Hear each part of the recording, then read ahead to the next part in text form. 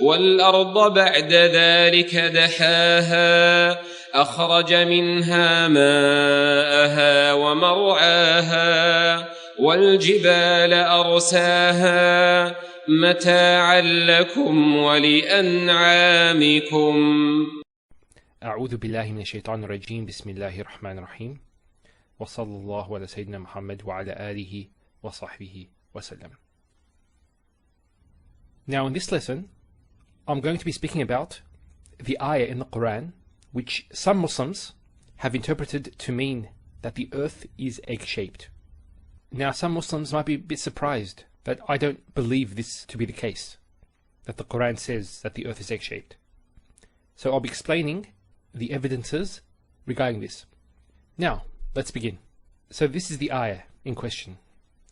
وَالْأَرْضَ بَعْدَ ذَلِكَ دَحَاهَا.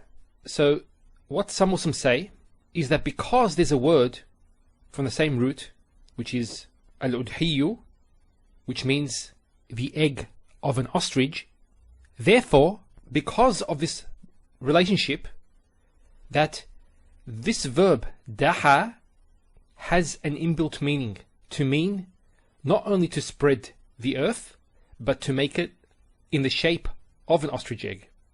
Now, many non-Muslims have objected to this, and they have rightfully pointed out this misinterpretation.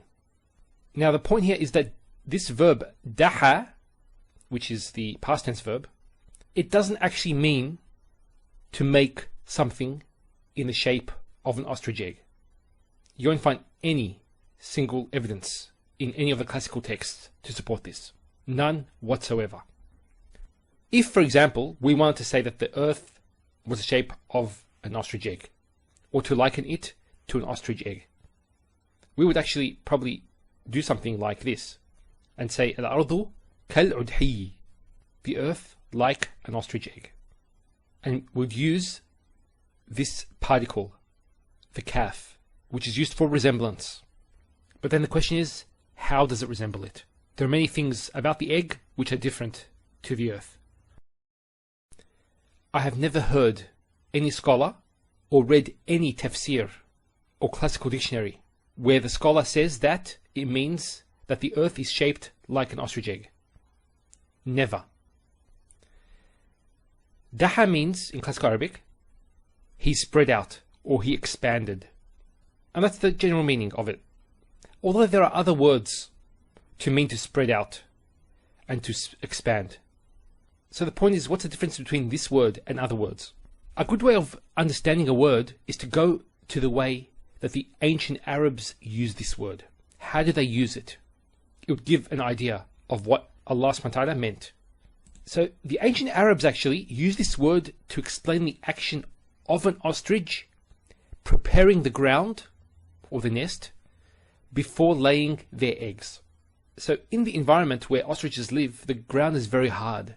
So what happens is they start using their feet and their beaks to soften the ground, to prepare the ground before laying their eggs. So let's have a look at this just for a second. You can see how the ostriches are doing this. They're softening the land to prepare for laying their eggs. So this is a very important matter, a matter of survival, obviously. So they want to take extra care with their eggs. And Allah subhanahu wa ta'ala actually uses this word to indicate His preparation. Preparation for us. And it's honoring for man. Now there are many aspects related to this ayah, grammatically and rhetorically, that's used. So I'm not going to get into these details. There's a lot more that can be said. What I want to actually show here is that there's been a gross misinterpretation of this ayah. The reason why is because Allah subhanahu wa ta'ala explains what dahaha means actually. He explains it in the following ayat. Why are we interpreting it to mean this if Allah explains it? So the following ayat say, أخرج منها ماءها ومرعاها والجبال أرساها. So he extracted from it its water and its pasture, and the mountains he set firmly. Now what's interesting about this is there's no conjunction. joining this ayah to what comes after it. If there was a waw, wa akhraja minha, then it would just be joined.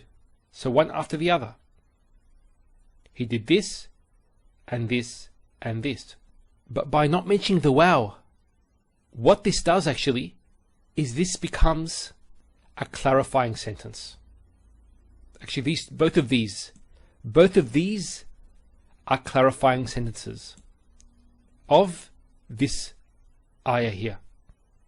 So it's known as a jumla bayaniya. I actually explained this concept in my advanced courses. But the point here is that if you want to know what dahaha means, it's أخرج منها ماءها ومرعاها والجبال أرساها.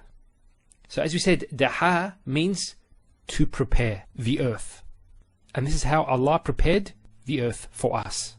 And He says, مَتَاعًا لَكُمْ وَلِأَنْعَامِكُمْ, as a provision for you and your livestock. So this interpretation is more in line with classical Arabic. Now, my intention is not to belittle those Muslims who said this, but just to point out their mistake. And as Muslims, we should always be willing to accept that we are in the wrong and to accept the truth. وصلى الله على سيدنا محمد وعلى آله وصحبه وسلم والحمد لله رب العالمين.